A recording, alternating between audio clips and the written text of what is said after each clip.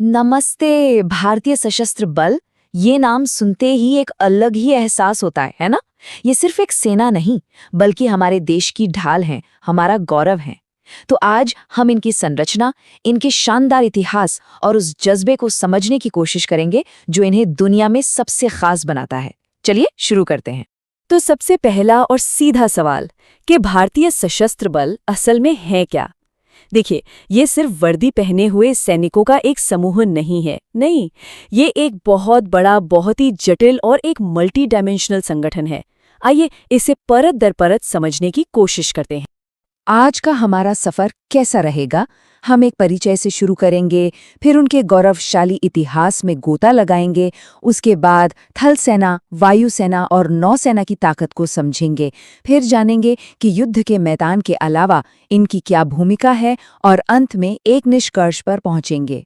तो शुरुआत करते हैं हमारे पहले पड़ाव से, भारत के प्रहरी। ये वो नींव है, वो मजबूत दीवार जिस पर हम 140 करोड़ लोगों की सुरक्षा का महल खड़ा है।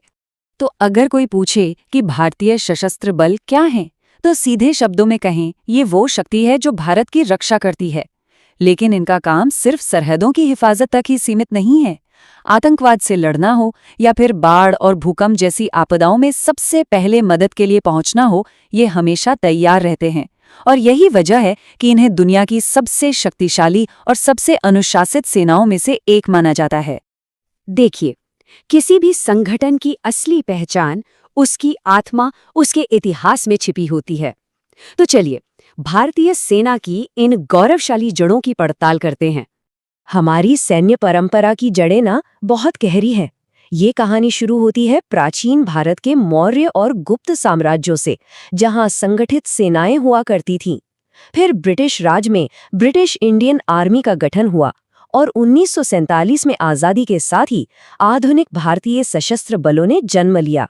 और उसके बाद चाहे 1965 हो, 1971 का ऐतिहासिक युद्ध हो या 1999 का कारगिल संघर्ष, हर चुनौती पर हमारी सेना ने अपनी वीरता का लोहा मनवाया है। चलिए अब जरा और गहराई में उतरते हैं और सेना की अलग अलग शाखाओं को देखते हैं। शुरुआत करते हैं जमीन और आसमान के इन रक्षकों से, हमारी थल सेना और वायुसेना। सबसे पहले भारतीय थल सेना। इनका आदर्श वाक्य सर्विस बिफोर सेल्फ, यानी खुद से पहले सेवा, अपने आप में सब कुछ कह देता है। जमीन पर देश की रक्षा का पूरा जिम्मा इन्हीं के कंधों पर है। चाहे वो बर्फीली सीमाओं की सुरक्षा हो या फिर घने जंगलों में आतंकवाद विरोधी अभियान। और जरा इनकी ताकत का अंदाजा इस आंकड़े से लगाइए, लगभग 12 लाख सक्रिय सैनिक। इसके साथ भारतीय थल सेना दुनिया की दूसरी सबसे बड़ी, सेकेंड लार्जेस्ट स्टैंडिंग आर्मी है। ये संख्या ही अपने आप में एक बहुत बड़ी ताकत है। पर देखिए, थल सेना की असली शान है इसकी रेजिमेंट्स। हर एक का अपना एक गौरवशाली इतिहास है, अपनी एक पहचान है।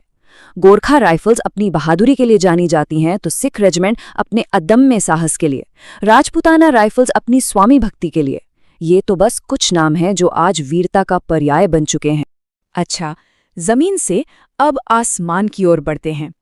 भारतीय वायुसेना, जिनका आदर्श वाक्य है नभः स्पृशम दीप्तम, यानी गौरव के साथ आकाश को छूना।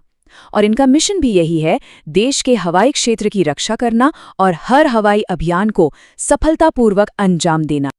और हाँ, इनकी ताकत सिर्फ बातों में नहीं, आंकड़ों में भी साफ दिखती है। जैसा कि ये चार्ट दिखा रहा है, भारतीय वायुसेना को दुनिया की चौथी सबसे शक्तिशाली एयरफोर्स का दर्जा हासिल है। ये हमारी हवाई ताकत का एक जीता जागता प्रमाण है। वायुसेना की ये जबरदस्त ताकत आती है इसके अत्याधुनिक लड़ाकू विमानों से। इसमें राफेल है, सुखोई 30 MKI है, मिराज 2000 है, और हाँ, इनमें सबसे खास है हमारा स्वदेशी फाइटर जेट तेजस, जो मेड इन इंडिया की शक्ति का एक शानदार प्रतीक है।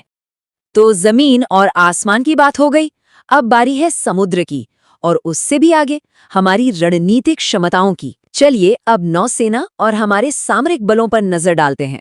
अब बात करते हैं भारतीय नौसेना की। इनका आदर्श वाक्य है शं नो वरुणा, जिसका मतलब है जल के देवता हम पर कृपा करें।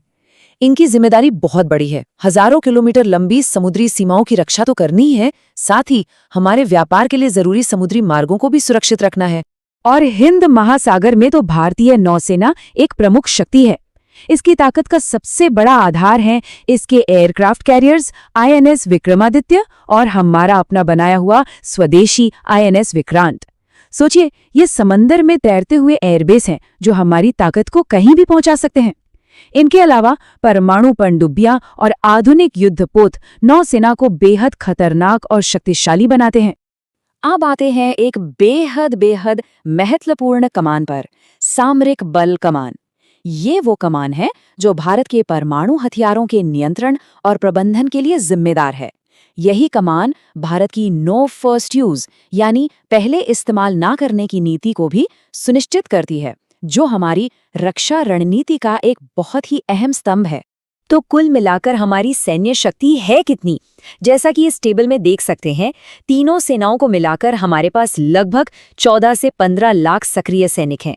और अगर रिजर्व सैनिकों को भी इसमें जोड़ दिया जाए तो ये संख्या 20 लाख के भी पार चली जाती है। ये एक विशाल बल है। लेकिन भारतीय सेना का काम सिर्फ लड़ना नहीं है। अब हम कहानी को उस ओर मोड़ते हैं जो सेना को असल में हम लोगों से जोड़ती है, युद्ध के मैदान से परे उनकी भूमिका।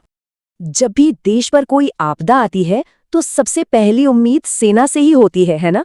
चाहे बाढ़ में लोगों को बचाना हो, भूकंप में राहत पहुंचाना हो या फिर महामारी के मुश्किल दौर में देश को संभालना हो, हमारे सशस्त्र बल हर मुश्किल में जनता की ढाल बनकर खड़े हो जाते हैं। वो सिर्फ सैनिक नहीं, वो संकट मोचक भी। तो हमने उनकी ताकत देखी, उनका इतिहास देखा, उनकी सेवा को समझा। अब इन सब बातों को जोड़कर ये समझते हैं कि आखिर भारतीय सशस्त्र बल क्यों हमारे राष्ट्र का गौरव हैं। इस स्लाइड पर लिखा ये वाक्य इस पूरी भावना को जाहिर कर देता है। अगर आज हम चैन से सोते हैं तो उसके पीछे कोई सैनिक सीमा पर जाग रहा होता है। ये सिर्फ एक लाइन नहीं है, ये उस बलिदान की स्वीकृति है जो वो हर रोज हर पल हमारे लिए करते हैं। तो अंत में बस ये समझना जरूरी है कि भारतीय सशस्त्र बल सिर्फ एक सैन्य शक्ति नहीं है, बल्कि ये इस राष्ट्र की आत्मा है। उनका अनुशासन, उनका बलिदान और उनकी देशभक्ति, यही तो भारत की असली ताकत का प्रतीक है।